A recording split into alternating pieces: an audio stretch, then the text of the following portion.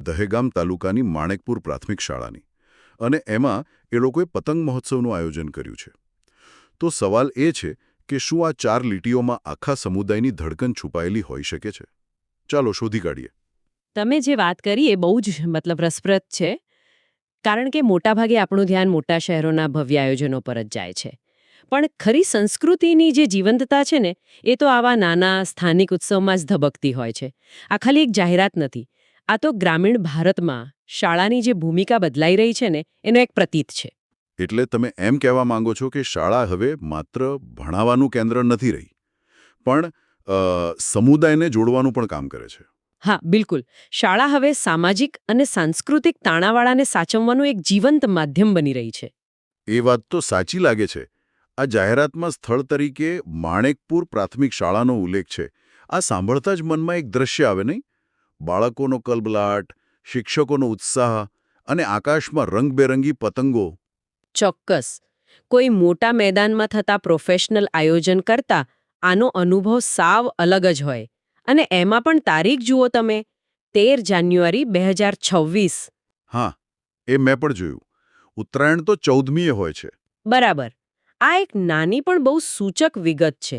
શાળામાં એક દિવસ પહેલા ઉજવણીનું આયોજન એ બતાવે છે કે આયોજકો કેટલું બધું વિચારે છે. આનાથી શું થાય કે બાળકો એમના મિત્રો અને શિક્ષકો સાથે પણ તહેવાર માણી શકે, અને પછી મુખ્ય દિવસે એટલે કે 14મીએ પોતાના પરિવાર સાથે ઘરે રહીને પણ ઉજવણી કરી શકે. અરે વાહ! આ તો મેં વિચાર્યું જ નહોતું. આનાથી તો શાળાની હાજરી પર પણ સારી અસર થતી હશે. તહેવારના દિવસે રજા પાડવાને બદલે બાળકો ઉજવણી માટે શાળાએ આવવા પ્રેરાય છે. સાચી વાત છે. ભણતર અને ગમ્મત બંને એકસાથે. આ બધું સાંભળીને મને તો મારા બાળપણના દિવસો યાદ આવી ગયા. આખો મહોલ્લો ધાબા પર ભેગો થતો અને કાપ્યો છે ની બૂમોથી બધું ગુંજી ઉઠતું. હા, એ જ તો સાચો ઉત્સાહ છે. અને આ શાળા એ જ ઉત્સાહને એક સંસ્થાકીય માળખામાં જીવંત રાખી રહી છે. તમે વિચારો, આ કાર્યક્રમમાં ખાલી પતંગ ચગાવવાનું નહીં હોય. કદાચ કોઈ નાની સ્પર્ધા હશે, બાળકો તલસાંકળી અને ચીકીની મજા માણતા હશે. આ બધું બાળકોના મન પર એક ઊંડી છાપ છોડી જાય છે. એટલે તેઓ શીખે છે કે તહેવારોનું મહત્વ શું છે અને સાથે મળીને ઉજવણી કરવાનો આનંદ કેવો હોય છે. બરાબર. આ એક રીતે કહીએ તો સાંસ્કૃતિક વારસાનું હસ્તાંતરણ છે. એટલે આ આખા આયોજનમાં એક ઊંડી વિચારશીલતા દેખાય છે. અને આ જ બધી બાબતોને જ્યારે આપણે એક સાથે જોઈએ, શાળા, બાળકો અને તહેવાર, ત્યારે એક મોટું ચિત્ર ઊભું થાય છે નહીં?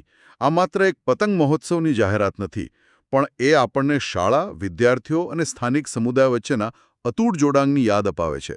ખરેખર એક પેઢીથી બીજી પેઢી સુધી પરંપરાને જીવંત રાખવાનો આ ખૂબ જ સુંદર અને સહજ પ્રયાસ છે. સવાલ થાય છે કે આજના આધુનિક સમયમાં, જ્યાં મનોરંજનના મોટાભાગના સાધનો ડિજિટલ અને એમ કહીએ કે વ્યક્તિગત બની ગયા છે, ત્યાં આવા નાના સ્થાનિક અને શાળા આધારિત સામુદાયિક તહેવારોનું મહત્વ ખરેખર ઘટી રહ્યું છે કે પછી તેનું મૂલ્ય અને જરૂરિયાત વધી રહી છે?